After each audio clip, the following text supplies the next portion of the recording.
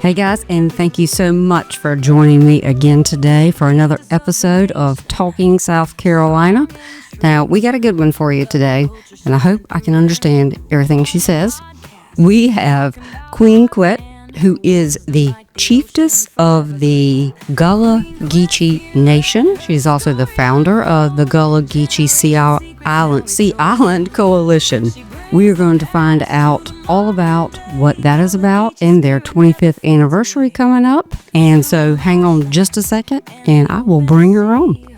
This episode of the Talking South Carolina podcast has been brought to you in part by HomeMattersSC.com, professional real estate services and marketing in the Midlands of South Carolina for people who want more. And now she's a realtor by day and a podcaster by night. Here's your host of the Talking South Carolina podcast, Angela Barrett.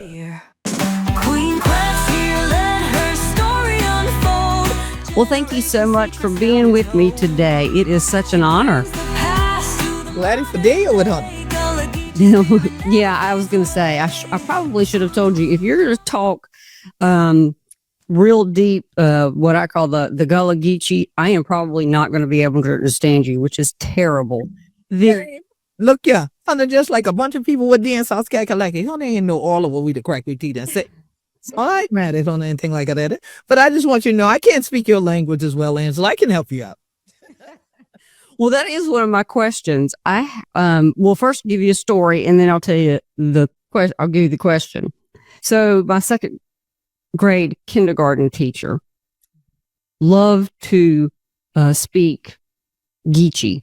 She would read all of our stories, and so the more that you hear it, the more you can understand it. But when you haven't heard it in a long time, and I remember trying to read, she would read Burr Rabbit, Burr Bear in that, and I loved it, absolutely loved it. But so now my question is, how do you learn to understand / read it? Is there an organization, a place you can go to do that?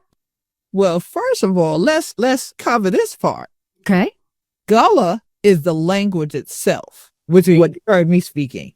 Geechee is essentially a pidgin or a dialect of the Gullah language. So that's why people who speak English, and American English in particular, because that's different all over the world too, English is, you may start to feel like you understand it if people speak Geechee around you. But more often not, if they are fluent in Gullah, that's not going to just happen. And so whether it's Gullah or Geechee, it's largely oral. So therefore, you don't find a lot of it in writing unless it was some academic or usually some non-Gullah Geechee person that thought they had a hold on it, that tried to scribe it in more of a phonetic way so that English speakers could try to access it.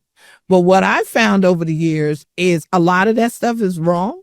It's written incorrectly because that's not how we would say it. And we can immediately figure out that, oh, we know whoever wrote this wasn't Gullah. And so we don't say, yeah, because we would have said this. Or this word here doesn't even exist in Gullah just because it exists in English. So that's been a thing. But now a lot of what we see, because, we're texting now, right? And posting on social media, the way to try to connect to a lot of native Gullah Geechees who, a lot of them, the younger generation, speak Geechee. They don't speak Gullah because that's the world they've grown up to in. It's really integrated and they are more exposed to English most of the time.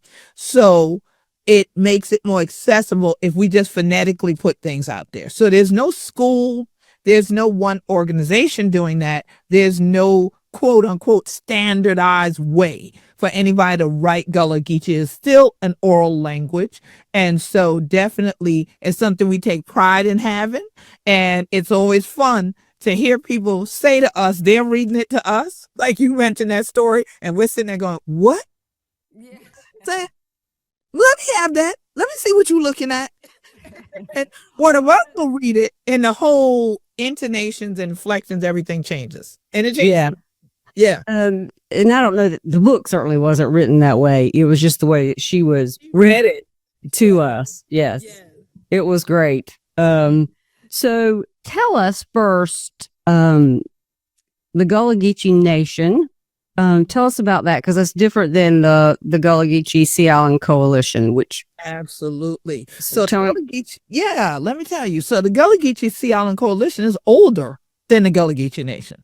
The Gullah Geechee Sea Island Coalition actually will be 30 years old next year. The Gullah Geechee Sea Island Coalition I founded, and it was the first organization in world history to have the words Gullah and Geechee together in anything. So if you went to do any research, you would have never found Gullah / Geechee, or some people put a dash. It was never meant to be a dash.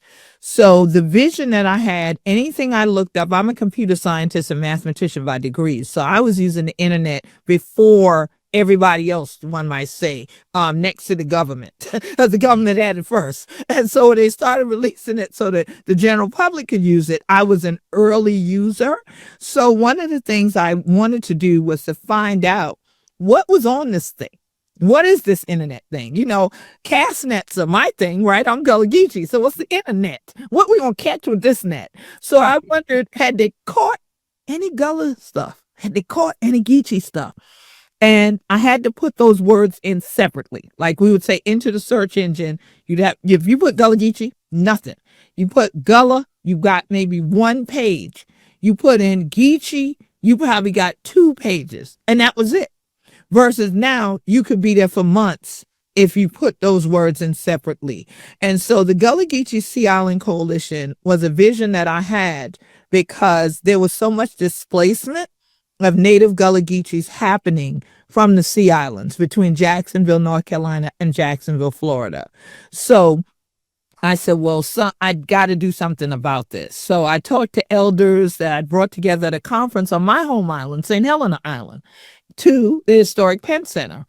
And it was amazing because I got people from Florida there, North Carolina and South Carolina, and they're working in the room. And I'm thinking, I need to introduce these elders. And they're working and going, hey, girl, long time, how are they doing? I'm like, wait a minute, they know each other? Oh, and they largely had known each other from the civil rights movement and stuff. Yep, and hadn't seen each other since that time frame. And now we're into the early 90s. So now I'm saying, well, wait a minute, we need to keep everybody together, because now there's that much more pressure to hold on to our culture, hold on to our land. They were like, well, go and do that. And you go on and put the organization together and we'll just support what you're doing. And I'm looking like, well, wait, I wanted y'all to be part of the organization. Y'all my elders. They looking like, girl, go ahead. So I went on and established the Gullah Geechee Sea Island Coalition. And interestingly enough, Angela, I got more people across the United States and the world that got so excited about this organization and something that was going to help them learn about what that is. Some of them had heard about, we had a language and they didn't really understand it like you mentioned, or someone read them something. They were like, where'd you get it from? And they were like, I got it from somewhere in South Carolina. And they were like, well, where does this come from? So now every day of my life since I founded the organization, I get online and I post things to educate people about our culture. So one of the things that continued was the land displacement. So educating people that if we don't have the land, we won't have the culture. As I always tell people, the land are we, and we the land. The land are we family, and the waterway that we bloodline, and thing like that. And so with the waters being our bloodline and this land being our family, we have to save it. You don't want it destroyed.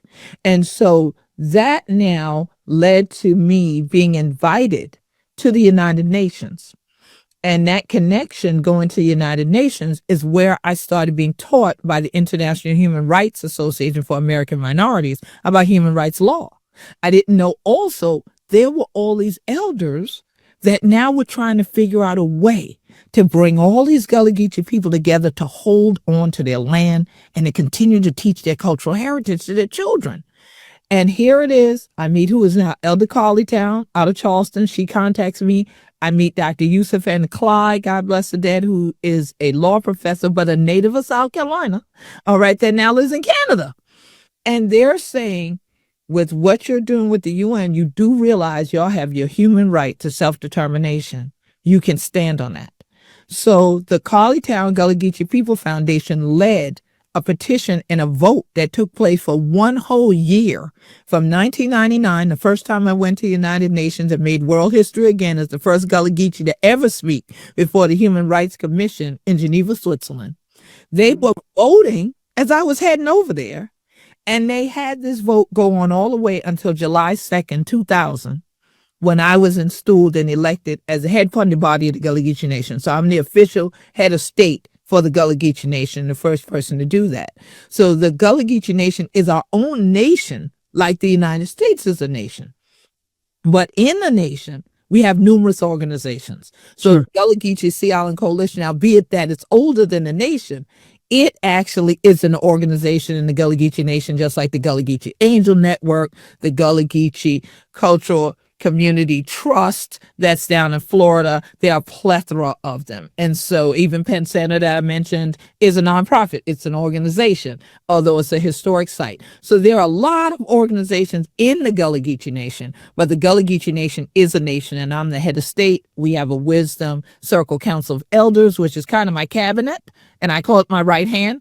And then I have an Assembly of Representatives. That's my left hand. And I always say this, they could be kin to, if you want to try to think of it in the U.S., you might say, oh, they're like the Congress. But I always say, but they behave better. I love it. Absolutely. Let's back this up for 1 second. I'm going to let you explain the difference and where Gullah came from and where Geechee, I mean, because they are two different things, as you said. Tell everybody what it is. I know it, other than a language, who speaks it, where it's from, and for both of those. Yes. So a lot of times when people are coming down here and things like that at South Kakalaki now and the Yeti people like that, they show that, they first time they say, what that? Right? And we say, it's Gullah. And they're like, then what is that? Well, Gullah, like you said, is not only a language, it's the people. And it's the people who speak that language. And that language came into existence because of the enslavement of numerous African ethnic groups during chattel enslavement. So you had Igbo, Mandinka, Malinke, Yoruba, Gola, Gizi, Mendi, Temni, Ifiki, Ibibio, and numerous others who they put together, they amalgamated their languages into what is now known as the Gullah language. And you got the word Gullah because at first, the Africans that were being kidnapped and brought over to this region now that we call the Low Country and is the Gullah Geechee Nation were from Angola. So when they were sold at auctions, their name got bastardized into Gullah. It just got cut off. You know, us Southerners, we'll cut it off and give you a nickname and all that. So they cut off Angola and would say, we have a cargo of Gullah for sale. So that word started being used over here because of that. And then when they started realizing that those folks were always in the uprisings, somehow they were always engaged, they said, oh, no, we're going to ban the importation of those. And they started shipping in another group whose name was Gullah, G-O-L-A, from the Windward Coast, Rice Coast region, which is why in this area, we are so connected and Gullah Geechees are so connected to rice because that was the rice growing region. Also in that region were the Keedsee people or the Geechee people, which is where Geechee comes from. So when I mention those uprisings, when you think about 1739 and the Stoner Rebellion happened down here on the coast between Johns Island and then going over to what's now Hollywood Ravenel, where there was a store called the Hutchison store right there. And there's a marker, a South Carolina state marker exists right on that property now about this rebellion, this uprising, right? People call it Cato's Rebellion, Cato's Uprising. Those were Angolan leaders. A man that got renamed Jimmy was Cato. And when he led these men to leave Johns Island with our Bato boats and row across to Highway 17, which was called the King's Highway then, And they broke in that store. They got guns and armaments and they'd already made swords and things because they were blacksmiths. And they rose up. Some of them ended up down at Gracia Real de Santa Teresa de Mose, or Fort Mose, all the way in Florida. Some got killed along the way. Some didn't make it. But the result of their action became the slave codes that got written that said no black people were to read or write, no black people were to own land, no black people were to play the drums or any of that, no Africans, right? And no three or more Africans were to gather together without an overseer present. That overseer had to be an Anglo person, a white person. So if we're not writing legally from 1740 until the end of the Civil War, it's not legal for black people to read and write. Then when you start to write something like Gullah, it changes from Gola to Gullah over here. If you were to write Geechee, you don't write Gidzi. You don't write Kizee, Kissee. You write Geechee, Geechee. And look on until N and no I in Geechee if it a we. Okay, because we see people writing with an I. No, as a Gullah Geechee person, there are no I's in the spelling of Geechee either. So you end up with people who are Gullah or Geechee people or Gullah and Geechee people. And the reason that God showed me that when I founded the Gullah Geechee Sea Island Coalition and I wrote anything, promoted anything, put the words together is because socioanthropologists had divided us. So we needed to show our unity. So as a computer scientist, that slash is something we work with. As a mathematician, that dash looks like a minus sign. Too much have been taken away from us already. So I knew don't use a dash. Use a slash because of the unified Gullah Geechee. But now my handles on social media are just Gullah Geechee. I don't need the slash. So it's unified anyway, right? So that's how the origin of those came to be, but Gullah stands for, and Geechee are the people, and then Gullah by itself is a language, and Geechee by itself is a dialect or pidgin of the Gullah language. Well, thank you for that, because it is, and it can be, I tried reading as much as I could, but you can get very bogged down in it because it goes back so far. The history is like, I'm confused now. To do this again another day and read it again because it goes back a long way. A long way. And you talk about a long distance in terms of miles, because when you're talking about between Jacksonville, North Carolina, and Jacksonville, Florida, encompassing all the Sea Islands, and then 30 to 35 miles into the mainland to the St. Johns River, you have a massive area that things have been written about, from the 15, 16, 17, 1800s up to today. So like you said, yeah, you can be there all day, and it doesn't, and for a lifetime, and still learn more. And then it doesn't help that these guys many times weren't too creative, right, Angela, where we have like Port Royal as a town and it sits on Port Royal Island. We have Beaufort, South Carolina, and we got Beaufort, North Carolina that's spelled the same. Right? Absolutely. That doesn't help sometimes either when you're trying to read through historical documents. That's right. That's right. So now, you have a 25th anniversary coming up of the Gullah Nation, right? Yes, that's correct. Yeah. So there are going to be, y'all going to have some big events. Tell us about that and what's coming up. Well, actually, we already kicked it off. We kicked it off to open Black History Month on February 1st. We got everybody to come on down to St. Helena Island to our Reconstruction Era National Historical Park. So we were in the Darrell Hall building, which is part of the Historic Penn Center National Landmark Historic District. And we had people come from all over the place. We had people from all four of the states we've been talking about, and a lot of people, of course, from South Kakalaki. So we had a number of counties represented, and we had our first Gullah Geechee Create artwork showcase. And so people had African-American and Gullah Geechee artists had upcycled marine debris and turned it into artwork. And so that was the first showcase, and we're having another one that's going to be in Conway on February 22nd, and then on March 29th, we'll be in North Charleston. We'll actually be at the North Charleston Library. And so I'm looking forward to seeing what the audiences are like for that, because so many people love Gullah Geechee art. And so that's become its own genre in and of itself.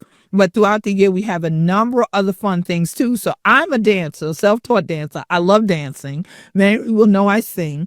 And so we could not do this without a celebration of Gullah Geechee art and artistry. And so for the first time, we're going to go to Myrtle Beach to a Black-owned theater called the Asher Theater. And we'll be there the first weekend of April with a Gullah Geechee grown folk getaway, we call it, for the whole weekend. And that sounds like fun. It's going to be fun. And that's Saturday from 11 to 2. We're going to be at the Asher Theater with our celebration of art and artistry. So sweetgrass, basketry, quilting. My mom and I still sew quilts by hand.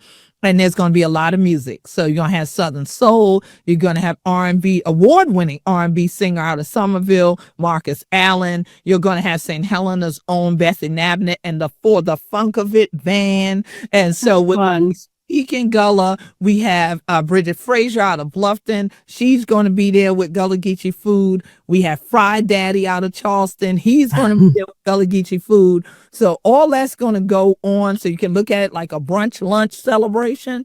And then that's going to be a big kind of keystone of our anniversary. And then that evening at 7 will be the Motown show.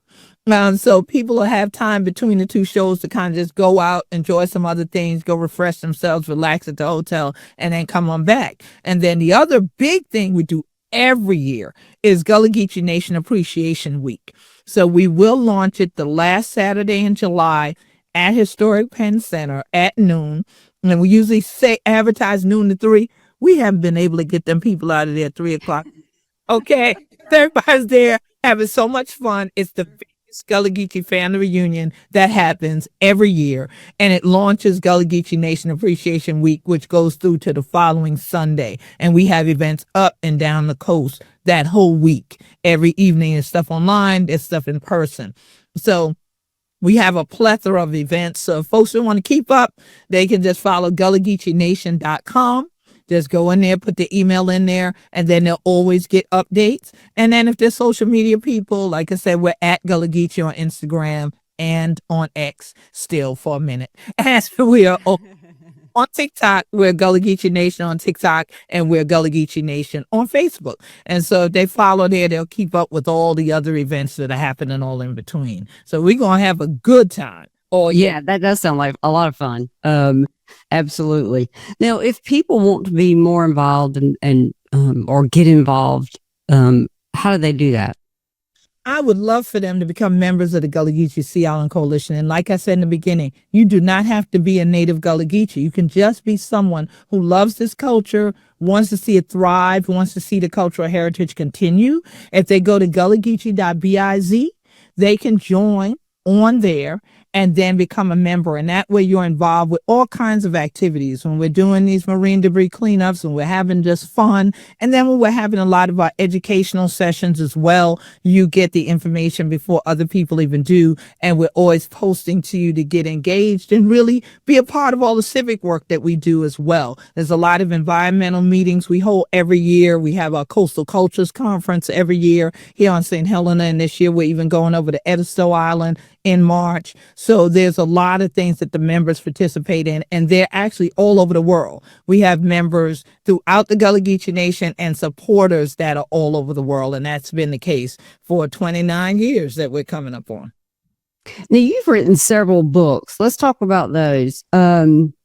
You've got the African Seeds in the Winds. Tell me about that. So it was interesting because the first book that I ever published was a book. It came about because, first of all, I did plays, and I did a play called A Geechee Girl's Escape. And it was about the Underground Railroad, but how it always started in the South and then people ran. It never just started in Canada or in the North. It started here. So we would educate people about Gullah Geechee culture, and part of it was drama and the other part was a lecture. So people would come to this, and I brought it to Penn Center's Heritage Day one time and sold out the show, full house at Brick Baptist Church. And so then people were like, they loved this show, but people after the show would say, well, I need a history book from you. And I would sell other people's history books, but they were like, this is not your book. I need a book from you. Right. So I was like, okay, but I'm also a poet. So my brother and I put together a poetry book called Brother and Sister Heart to Heart. So the first year that I did this play at Penn Center, I had a line of people that wouldn't leave the church for over an hour because I'm autographing the book. But there's a page in the book, and I would write a poem based on their name right there while they were there, and then sign it. And my brother would sign it, and then they take the book. So people in the line would see them leaving and say, oh, let me see your book. Hey, that's not a history book. I want a history book. So I was like, so you don't want to buy this book? I'll buy that book, but I want a history book. Right. Okay, that'll take a little longer to write. Oh, so I was like, okay, God is really pushing me. Go ahead and start writing history books instead of just history articles, because I had been published writing articles. So it was like, okay, great, let's do the book. So, of course, my mother said charity begins at home and then goes abroad. So the first volume in the series called Africa Seeds in the Winds of the Diaspora is St. Helena's Serenity. So each volume is about Gullah Geechee history. So volume 1 tells you about St. Helena Island. Then volume 2, Garden and Smilepoint, is about Beaufort County itself. Then we go into cotton, rice, and indigo with From We Sold to the Soil. And then I did a compilation of things called 365, 366, so that you could learn a little bit of Gullah Geechee history every day of the year. And then I have Charleston in the Islands, tells you about Charleston County.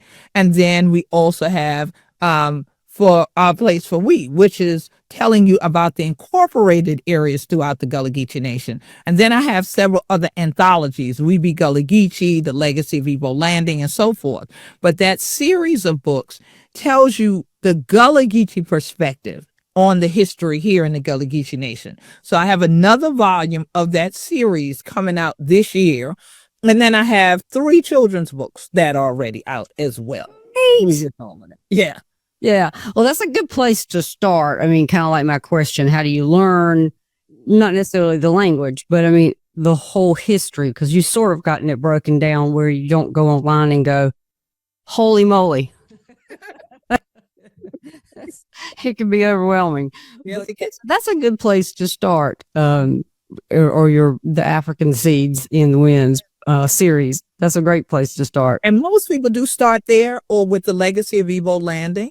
So people really, really intrigued by the linguistics, then they'll get Legacy of Evo Landing, because we do have a section where we have Gullah in the pages, but then in the little margin area on the side, we have English for some of it. And so people love that. But then my latest book, which is Gullah Geechee Blessing upon the Sea, the children's book that I thought was for children, for more buying it for themselves than for the kids. Sure. They love it because I wrote the whole thing in Gullah Geechee, the whole thing. And so just like a novella set that I came out with in 2020, I wrote the whole thing in Gullah Geechee. And so people love getting those. And I've learned that a lot of the new generation, a younger generation of Gullah Geechees, it's more accessible for them because maybe the elders who spoke the language fluently have passed on or were ashamed to tell them and to teach them, so they didn't learn it at home the way I did, because it is something you have to learn from living it. You have to be there, speaking it, learning it, being a part of it, similar to how when you were in school and you heard those stories read to you, it made you remember that. And, yes, absolutely. Yeah, and treasure it. But if nobody does it, then you lose it. That's right. That's right. Well, that is fascinating. I think I could probably talk about this all day. Again, it brings just back, like you said, those childhood memories, second grade, so much. And so when I found out that you had agreed to come on, I was like, yay. To talk about South Carolina, I was like, oh, I want to talk about South Carolina. Let's go. Absolutely. Absolutely. Well, thank you so much for being with me today. And I look forward to keeping up with all the social media platforms that you guys have and your website, which is what I'm looking at now, which is where I found all the books. And the very lengthy awards and acclamations and everything that y'all just have to go on yourself and see it. It's a lot. She's done a lot, and I am honored that you're here today. I'm honored to be here, especially during Black History Month. This is really a treasured time for me, and I appreciate being able to make history while talking about South Carolina today. South Carolina. Well, thank you so much. thank you. Stand up, listen, y'all. Epiphany, roots deep in the soil, Gullah history. Queen Quet coming regal in her stride. Chieftess leading Gullah, Geechee mover of the tide. Stand up, here come Queen Quet. She be the Chieftess, never forget.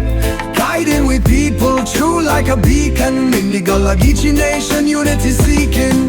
From the shores of Carolina to the Georgia line, with culture flowing, ancient and divine. Queen Quet holding it, mighty and grand. Voices of ancestors echo through the land. Stand up, here come Queen Quet. She be the Chieftess, never forget. Guiding with people, true like a beacon. In the Gullah Geechee nation, unity seeking. Gullah Geechee strong, tradition never fade. In the rhythm of the heart, legacy be made. Queen Quet walk with wisdom, loud and proud. Lifting up a nation, handling the crowd. Island talk, sweet like the sea breeze. Songs of the old days floating through the trees. Queen Quet, hold the banner high above. Uniting we clan, we respect and love. Stand up, here come Queen Quet. She be the Chieftess, never forget. Guiding with people, true like a beacon. In the Gullah Geechee nation, unity seeking.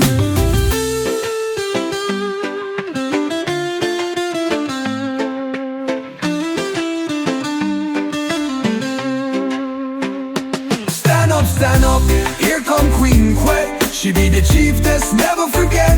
Guiding with people, true like a beacon. In the Gullah Geechee nation, unity seeking. From the shores of Carolina to the Georgia line, we culture flowing, ancient and divine. Queen Quet holding it, mighty and grand. Voices of ancestors echo through the land. From the shores of Carolina to the Georgia line, we culture flowing, ancient and divine. Queen Quet holding it, mighty and grand. Voices of ancestors echo through the land. From the shores of Carolina to the Georgia line, we culture flowing, ancient and divine. Queen Quet holding it, mighty and grand. Voices of ancestors echo through the land. Stand up, here come Queen Quet. She be the Chieftess, never forget. Guiding with people, true like a beacon. In the Gullah Geechee nation, unity seeking. Stand up, here come Queen Quet. She be the Chieftess, never forget. Guiding with people, true like a beacon. In the Gullah Geechee nation, unity seeking. Gullah Geechee strong, tradition never fade. In the rhythm of their heart, legacy be made. Queen Quet walk with wisdom, loud and proud. Lifting up a nation, handling the crowd.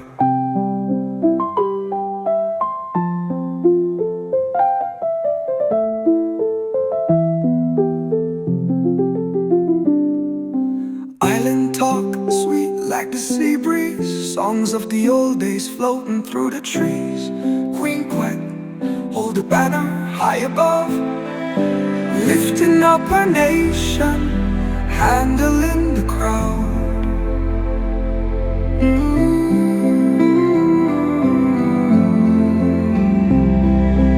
Island talk, sweet like the sea breeze. Songs of the old days floating through the trees. Queen Quet, hold that banner high above. You high above. Uniting we clan, we respect and love in the crowd. Stand up, here come Queen Quet. She be the Chieftess, never forget.